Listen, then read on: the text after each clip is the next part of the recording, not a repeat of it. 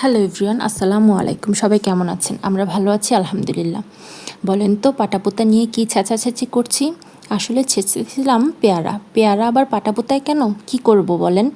রিহার বাবা এমন অসভ্য মার্কা পেয়ারা আনছিল যে এতটাই শক্ত দাঁতে কুলাচ্ছিল না। আর এখন সে সামনে থাকলে পাটাপোতার মাঝে পেয়ারার জায়গায় সে থাকতো। বেশ কয়েকদিন আগে পেয়ারাগুলি এনেছিল, তো টেস্টলেস আর শক্ত হওয়ায় ঘরের কেউই খাচ্ছিল না। তাই আজকে অন্যরকমভাবে পেয়ারা মাখা করতে বসলাম। দেখা যাক খাওয়ার মতো হয় কিনা। তো দেখলেন পেয়ারাগুলো ছিলে নিয়ে পাটাপোতা ভালো করে ছেঁচে নিলাম। এবার একটু ধনেপাতা আর 2টা কাঁচামরিচ এগুলোও বেটে পেয়ারাগুলির সাথে মিশিয়ে নিব। দিয়ে দিব স্বাদমতো বিট লবণ, কাসুন্দি।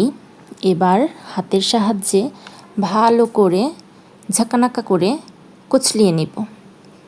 খেয়ে দেখি তো কেমন হয়েছে।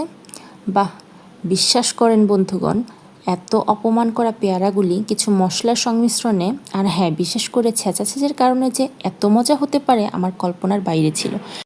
সত্যিই অনেক টেস্টি ছিল। সবাইকে অসংখ্য ধন্যবাদ আমার পাটাপোতা স্পেশাল ভিডিওটি দেখার জন্য। আল্লাহ হাফিজ।